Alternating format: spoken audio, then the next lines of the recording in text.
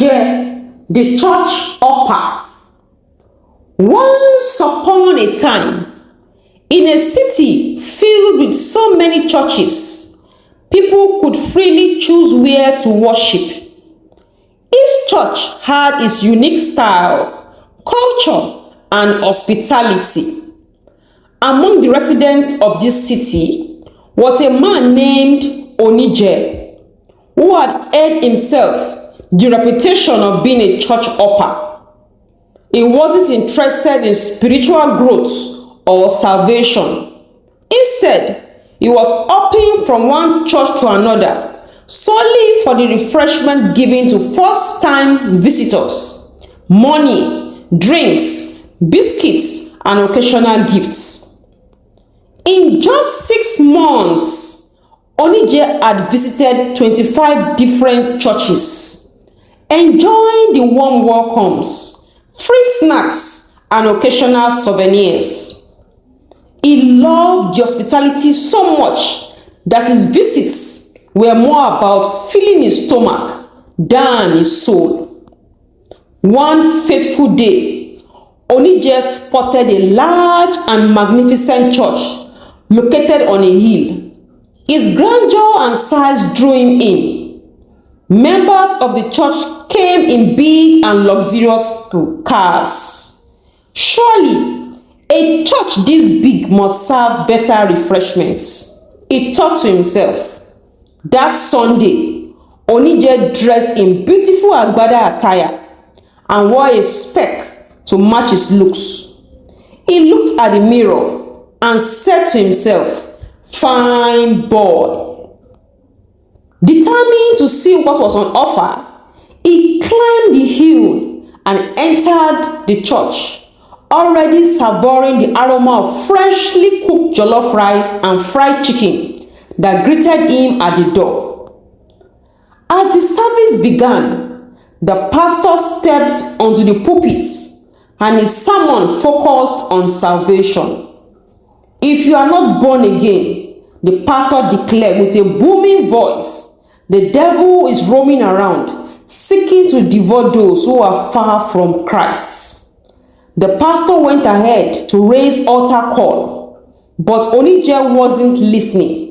His mind wandered to the refreshment he was expecting after the service, and the enticing aroma only deepened his distraction. He kept looking at his watch, saying in his heart, "When are they going to call first timer?" Before he knew it, Onije dozed off, and while he slept, he had a vivid and terrifying dream.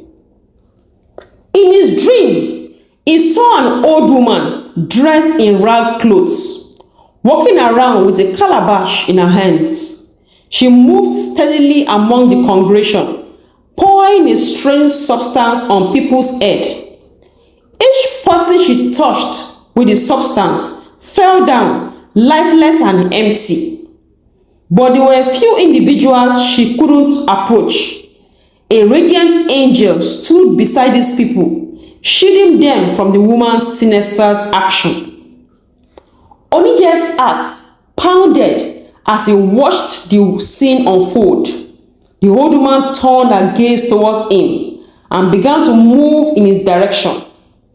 Just as she raised a calabash to pour the substance on his head, he awoke with a start, sweating and trembling in fear. Still shaken by the dream, Onije opened his eyes and froze. Standing before him was an old woman, smiling and asking, "Are you a first-timer?" Her voice and presence sent chills down his spine, reminding him of the woman in his dream. Without saying a word, Onije jumped from his seat and ran out of the church, running downhill as fast as his legs could carry him. He couldn't shake the image of the old woman or the message he had before falling asleep. "If you are not born again, the devil is seeking to devour you." That night, alone in his room, the words of the pastor echoed in his mind. He realized that the church visits had been for the wrong reasons. The dream had been a warning, a wake-up call to turn his life around. Onije knelt by his bedside and cried out to God for forgiveness. With tears streaming down his face, he confessed his sin and asked Jesus to be his Lord and Savior. The following Sunday, Onije dressed in a simple Ankara dress, carrying a big Bible with him. He returned to the church on the hill, not for biscuits or jollof rice, but to share his testimony. He told the congregation about his past, how he goes from one church to another, just for the refreshments, and how God has used the dream he had to save him from the destruction. He went ahead to narrate the dream, how he saw an old woman who was pouring a liquid substance on people's head, and how an angel stood to defend those who are born again. From that day on, Onije became a committed member of the church, growing in faith and sharing the gospel with others. This is the end of the story. Bye-bye.